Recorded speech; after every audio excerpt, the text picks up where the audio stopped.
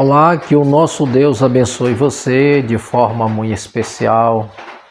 A graça e a paz do Senhor Jesus seja com todos e que o Senhor continue enriquecendo a sua vida com a sua maravilhosa palavras, com aprendizados que vão a cada dia moldar e mudar a nossa vida.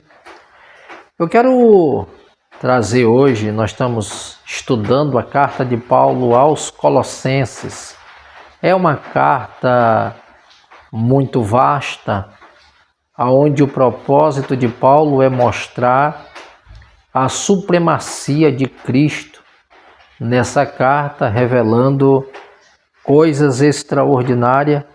Como diz aqui no capítulo 1, eu quero trazer nessa parte introdutória uma visão panorâmica para que nós venhamos entender os principais pontos dessa carta para o nosso elevo espiritual.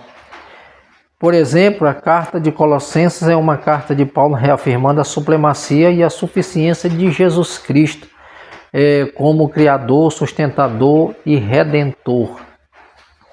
O capítulo destaca que Jesus é a imagem de Deus invisível que reconciliou todas as coisas através de seu sangue na cruz. Paulo ele enfatiza a necessidade de permanecer firme na fé e agradecer pela fé e o amor dos colossenses fundamentados na esperança do Evangelho. Então, logo esse primeiro capítulo aqui de Colossenses, essa parte introdutória dessa carta, Paulo traz para esses leitores e esta igreja, mostrando a autossuficiência de Cristo e mostrando a supremacia, ou seja, vocês estão servindo um Deus que é poderoso, um Cristo que tem todo o poder e controle, porque o próprio Paulo diz que foi do agrado do Pai que habitasse corporalmente em Cristo toda a plenitude da divindade. Então Paulo ele mostra a supremacia de Cristo nessa carta. E a primeira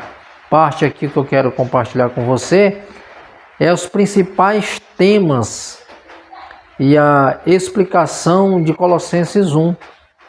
Por exemplo, a primeira parte aqui desse comentário é a supremacia de Cristo.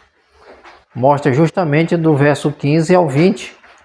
Jesus, ele é apresentado como primogênito de toda a criação, indicando sua preexistência e soberania. Ele não apenas criou todas as coisas, mas nelas tudo subsiste. Ele é o cabeça da igreja e o mediador da reconciliação entre Deus e a criação, trazendo paz pelo seu sacrifício na cruz. Vocês começam a perceber a dimensão e a profundidade do discurso do apóstolo Paulo, quando ele apresenta Jesus, mostrando aqui as principais, essa supremacia. Cristo é superior.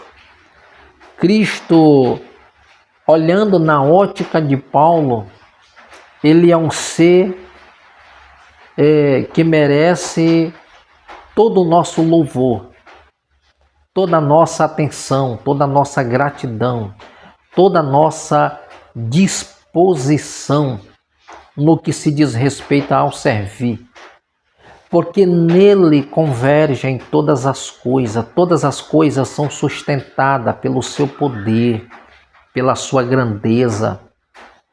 Então, quando Paulo apresenta a Cristo, por que Paulo traz esse entendimento logo no capítulo 1? É para que aqueles irmãos eles tivessem a noção de quem a eles estão servindo, a quem a eles devem se reportar e a autoridade que Cristo tem para sustentar e criar todas as coisas, que tudo existe a partir dele. Porque você vai entender o que é que estava acontecendo naqueles dias. Esse é o cerne das cartas. A gente tem que entender o contexto, o conteúdo, o que é que estava acontecendo, para que Paulo pudesse revelar através dessa carta a supremacia de Cristo. Nós vamos entender que havia muito misticismo e gnosticismo naqueles dias, aonde a divindade de Cristo ela estava sendo colocada em dúvida, aonde havia os falsos mestres, os falsos ensinadores, eles estavam trazendo um discurso dizendo que Cristo não era 100% Deus. Cristo é um ser semidivino. Jesus, ele não era Deus na sua totalidade. Então, quando se trata de misticismo, gnosticismo, essa ausência de uma identidade, não colocando Cristo como um ser supremo, superior, criador, governador, que tem o domínio de todas as coisas, isso estava influenciando os irmãos naqueles dias e levando muitas pessoas a descer por esse caminho, negarem a fé, ficar em dúvida. É por isso que Paulo ele já começa essa carta revelando quem de fato é Cristo, mostrando essa supremacia, que este Cristo ele é poderoso. Todas as coisas elas passam a existir a partir dele. João, quando escreve o evangelho que leva o seu nome, ele deixa isso bem claro. No princípio era o verbo estava com Deus, o verbo era Deus, todas as coisas foi feita por meio dele e sem ele nada do que foi feito se fez. Nada existe ou existirá antes de Deus. Então todas as coisas elas passam a ter sentido e a existir, ter um norte a partir do Senhor, porque ele é o início. João descreve isso em Apocalipse: eu sou o alfa e o ômega, o primeiro e o último, e o princípio e o fim. Ele está dizendo, eu sou o início e eu sou o fim de todas as coisas. Então Paulo faz esse discurso nessa carta, mostrando essa supremacia de Cristo, revelando quem ele é, para que não viessem as pessoas estarem em dúvidas a respeito de Cristo. E a segunda questão aqui, do verso 21 ao 23, é a reconciliação e uma nova vida. Paulo descreve que antes as pessoas estavam separadas de Deus, mas agora através do corpo físico de Cristo e sua morte foram reconciliadas para seres apresentadas santas e inculpáveis. A partir da ação de Cristo, Paulo diz que nós andávamos mortos nos nossos delitos e pecado. Ele nos transportou para o reino do Filho do seu amor.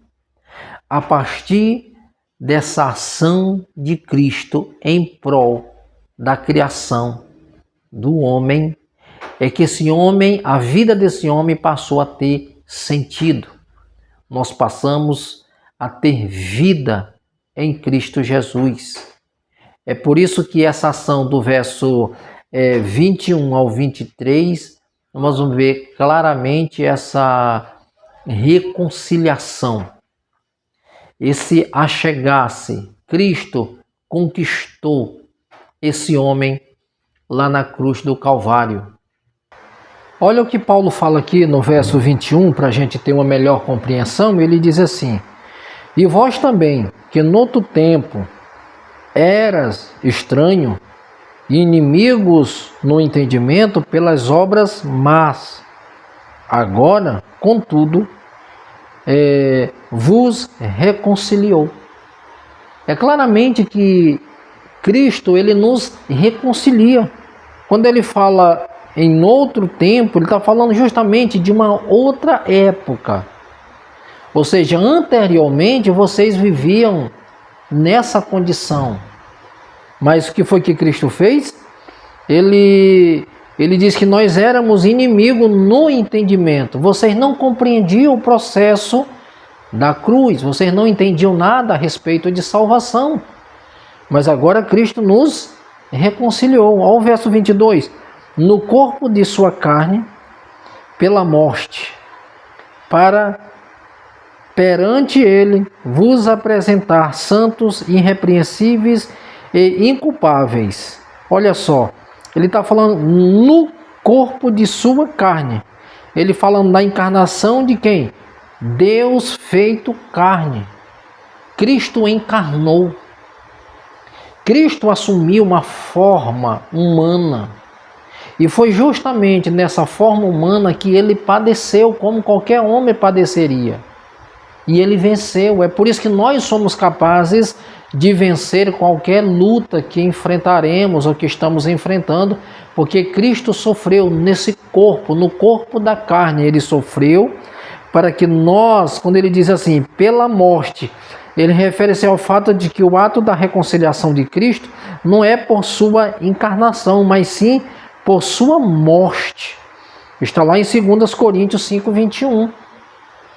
Foi pela sua morte, foi lá na cruz que ele deu brado de vitória. Pai, está consumado. A obra da redenção está completa. Então claramente Paulo está fazendo essa declaração. Ele diz, se na verdade permanecerdes fundados e firmes, ele está dizendo, na fé, e não vos moverdes da esperança do evangelho que tendes, ao qual foi pregado a toda criatura que há debaixo dos céus, e do qual eu, Paulo, estou feito ministro. Isso é lindo, porque é o processo dessa reconciliação que Cristo fez para que nós possamos declarar essa liberdade, declarar essa conquista pelos feitos de Cristo, por uma entrega, sabe? Por ele se doou, ele se entregou, ele humilhou-se a si mesmo, sabe? Ele se colocou como a oferta por cada um de nós.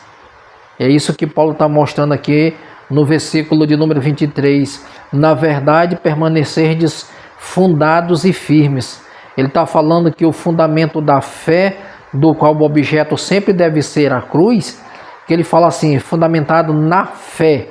Ao mesmo tempo, ele diz que é possível não seguir na fé. A fé é Cristo e ele crucificado. Então, é com essa visão, é com esta fé que eu creio que Cristo morreu, e é com esta fé que eu creio que um dia eu alcançarei o céu por herança. É por meio desta fé em Cristo Jesus que eu sei que o sacrifício dele não foi em vão, foi para que nós possamos ter vida, e vida em abundância. Vamos continuar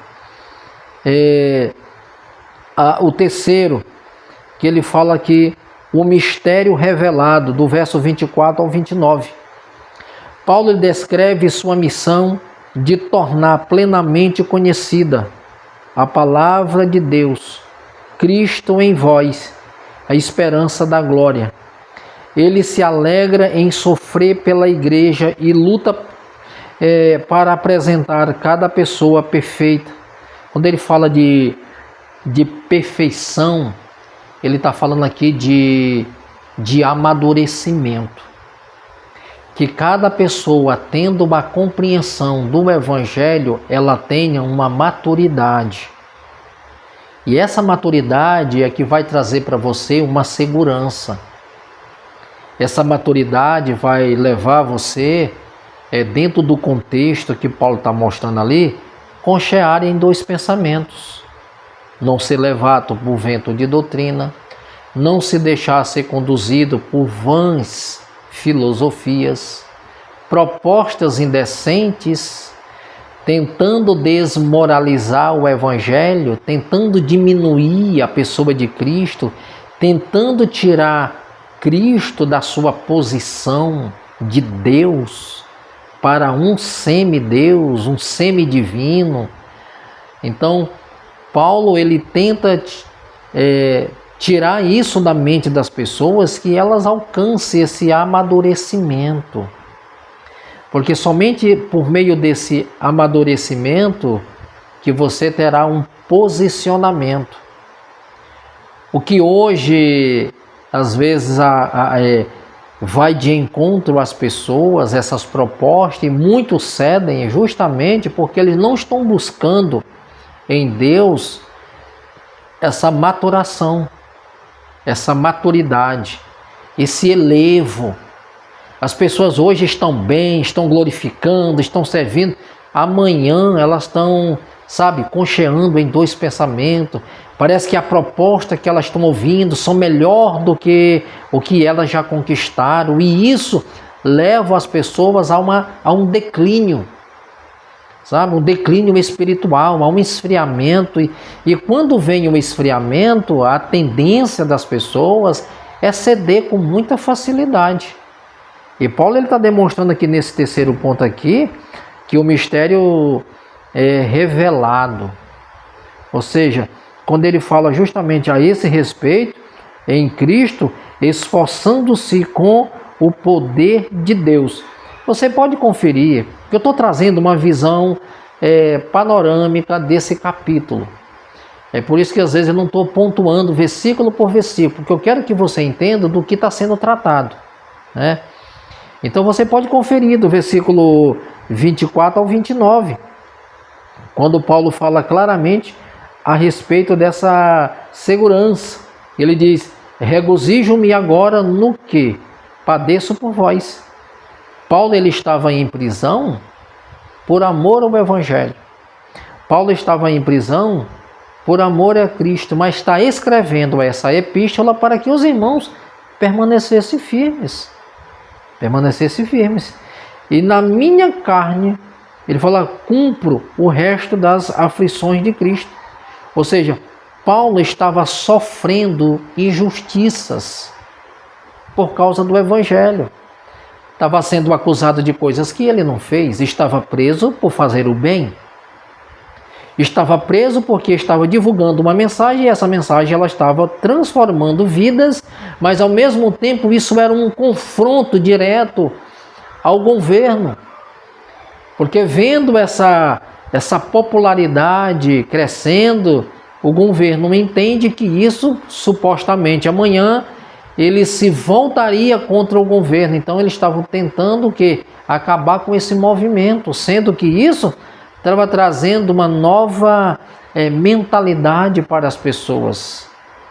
Elas estavam mudando de vida no que se diz respeito a uma vida interior, uma vida espiritual, de intimidade, de relacionamento com Deus.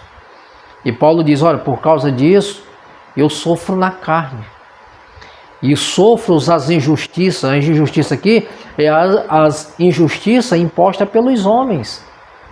Os homens que, de uma certa forma, estavam tentando inibir, parar o crescimento, o avanço do Evangelho. Aí ele fala da qual eu estou feito ministro.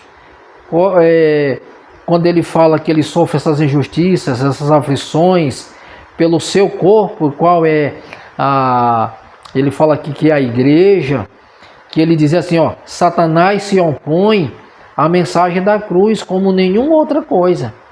Quem é o principal interessado em que essa mensagem ela não chegue aos corações?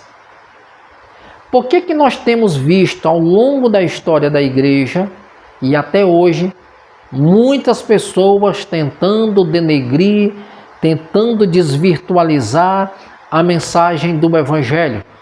É para que as pessoas elas não as credibilizam.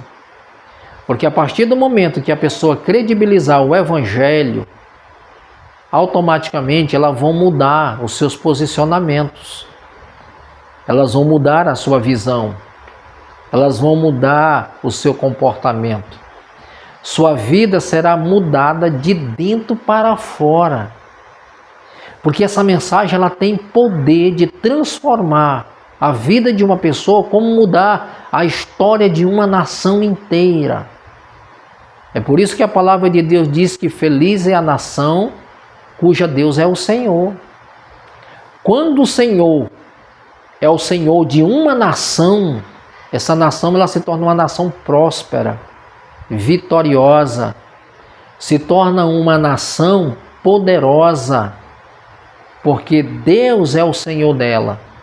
E aí, queridos, a própria Bíblia diz assim: quando o justo governa, o povo se alegra. Quando o ímpio governa, o povo geme.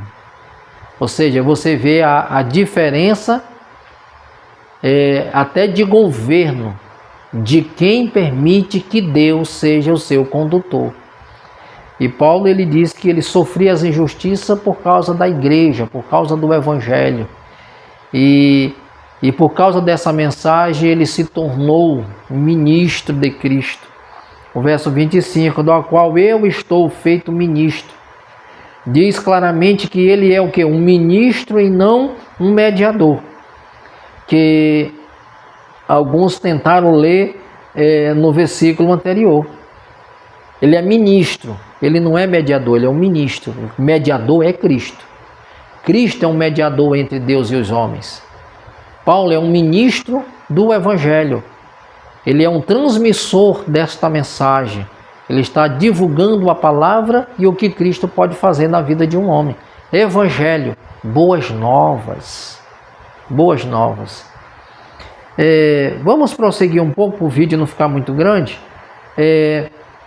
O quarto item, oração e agradecimentos. Isso é importante. Do verso 3 ao 14, onde ele fala oração e agradecimentos. Ele fala: Paulo agradece a Deus pela fé e o amor da igreja em Colossos. Ele ora para que eles cresçam no pleno conhecimento da verdade, da vontade de Deus, com sabedoria, frutificando em boas obras e vivendo de maneira digna do Senhor. Olha só como isso é importante, a visão do apóstolo Paulo para com esses irmãos. Qual é o propósito de escrever essa carta? Qual é o propósito de levar vocês a compreender esse processo, mostrando a Cristo como um supremo Senhor, supremo pastor, esse mediador, esse sustentador de todas as coisas? Qual é o interesse disso? É levar vocês à oração. E a oração ela vai produzir em vocês esse crescimento, porque ela vai estreitar esse relacionamento. É tão importante que a oração, na visão bíblica, é falar com Deus. E a partir do momento que você começa a falar com alguém, com uma pessoa, quando você começa a externar algo, você vai externando o que está no seu coração e vai criando um elo de confiança.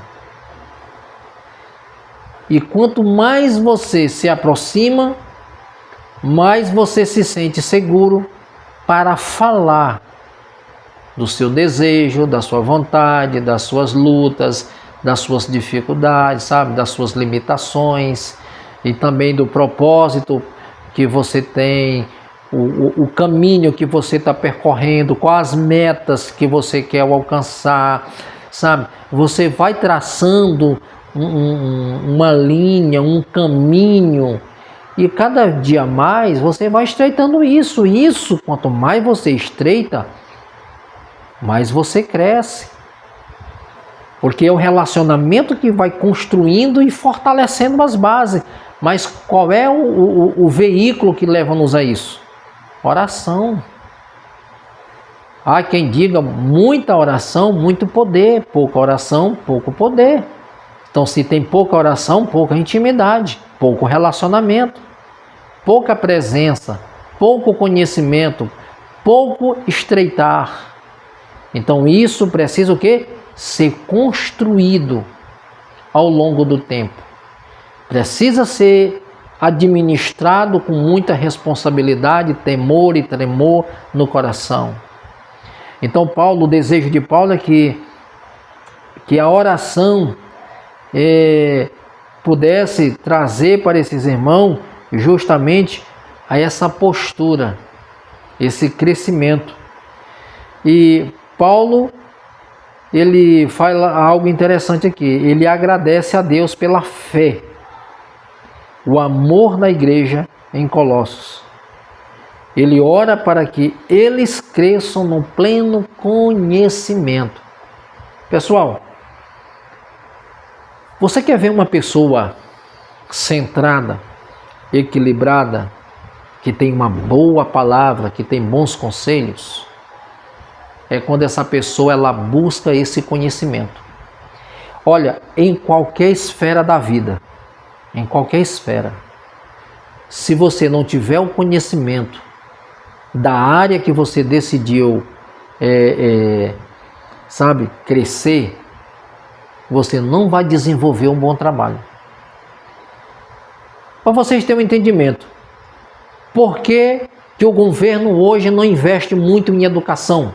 Porque a educação, ela traz um conhecimento e o conhecimento ele liberta, torna as pessoas conscientes. Então, quando torna as pessoas conscientes, elas têm o domínio da sua própria vida. Elas têm um entendimento do que elas querem e do que é melhor para elas. Então, quando as pessoas percebem isso, o governo percebe isso, eles dizem, eu não vou investir tanto em educação para que esse povo, na sua ignorância, eles se tornem meus reféns. Eu posso manobrá-los quantas vezes eu quiser. Com os meus presentes, sabe? Com os meus discursos, com as minhas ideias, é isso. Oséias, ele fala claramente no capítulo 4, no versículo 6, o meu povo perece porque lhe falta o conhecimento. Claramente o Senhor está dizendo, vocês sofrem, vocês perecem, vocês são refém da própria ignorância de vocês. A ignorância aqui é a ausência do conhecimento. Vocês são reféns da própria ignorância. Porque quando se busca o conhecimento, liberta a sua mente, ela não se torna cativa. Então, o que Paulo está dizendo, eu oro para que vocês cresçam no pleno conhecimento de Deus. Que vocês compreendam o que é propósito, o que é projeto, o que é graça de Deus, o que significa servir, serviço. Tem gente que não conhece, não sabe o que é servir e se torna refém de liderança, de religião, sabe, de imposições. Por quê? Porque não sabe o verdadeiro sentido de serviço, se torna refém. E Paulo está dizendo para eles que eles orem para que eles cresçam no pleno conhecimento da vontade de Deus, com sabedoria, frutificando em boas obras e vivendo de maneira digna do Senhor. Que vocês vivam bem, que vocês sejam exemplo, que vocês estejam seguros, que vocês sejam, vou usar esse termo aqui, que vocês sejam donos das próprias decisões e escolhas, mas que elas sejam feitas em Deus. E se fizer isso nele, vocês vão ser enriquecidos por esta presença de Deus. Finalizando aqui, nós vamos a libertação do mal. fala assim: os crentes foram libertos do domínio das trevas e transportados para o reino do Filho amado, onde tem a redenção e o perdão dos pecados. Claramente, Paulo está mostrando aqui para esses irmãos esse transporte que é feito através dessa ação de Cristo Jesus. Está do verso 12 ao 14. Dando graças ao Pai que nos fez idôneos. E ele mostra claramente aqui a quem nós temos a redenção pelo seu sangue, a saber, a remissão dos nossos pecados. Cristo, ele nos faz esse transporte. Eu falei lá no início desse transporte. Nós temos a remissão pelo sangue de Cristo. Fomos remidos, justificados pelo sangue de Cristo, perdoados, lavados pelo sangue do Senhor, para que nós possamos o quê?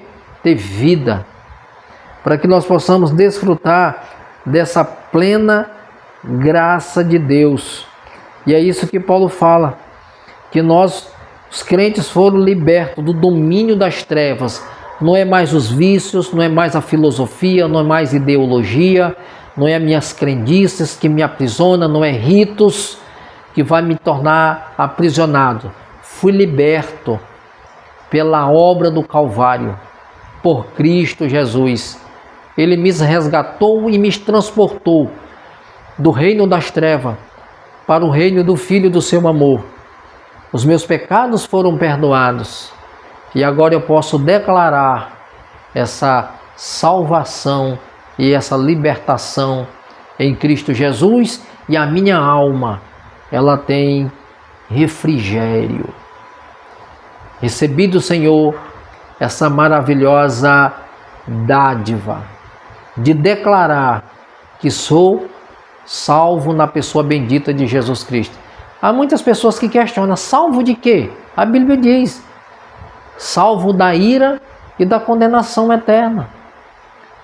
Nós somos salvos da ira de Deus, da condenação eterna. O Espírito Santo nos convenceu do pecado, da justiça e do juízo. O sangue de Cristo Jesus está lá na primeira carta do apóstolo João, capítulo 1, versículo 7. Diz assim: se andarmos na luz como Ele na luz está, nós temos comunhão uns com os outros. E o sangue de Jesus Cristo, seu Filho, nos purifica de todo o pecado. Queridos, que Deus abençoe você. Continue dando graça, te fortalecendo. Se inscreva nesse canal, compartilhe esta palavra de reflexão. Essa é a primeira parte introdutória de Colossenses, essa visão panorâmica do capítulo 1. Depois nós vamos entrar detalhadamente em cada capítulo para que você compreenda o propósito, o porquê que esta carta foi escrita e qual era a finalidade dela ser escrita, o propósito de Paulo em instruir aqueles irmãos para o crescimento e para uma habilitação. Que Deus te abençoe de forma poderosa, em nome de Jesus.